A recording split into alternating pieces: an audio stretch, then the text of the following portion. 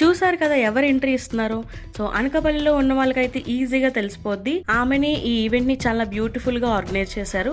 And తనే voice of Himabindu at Anakapalli. అసలు event కి ఎక్కడెక్కడ వాళ్ళు వచ్చారండి. తను కూడా ఫస్ట్ టైం అంట ఈవెంట్ ని ఆర్గనైజ్ చేయడం.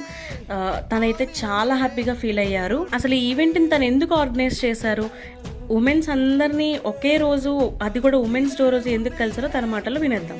చేయగలరు, ఇంట్లో పని చేయగలరు, బయట జాబ్ చేయగలరు, ఏదైనా మేనేజ్ చేయగల ఏకైక పవర్ ఉన్న పర్సన్ ఎవరైనా వరల్డ్ లో ఉన్నారు అంటే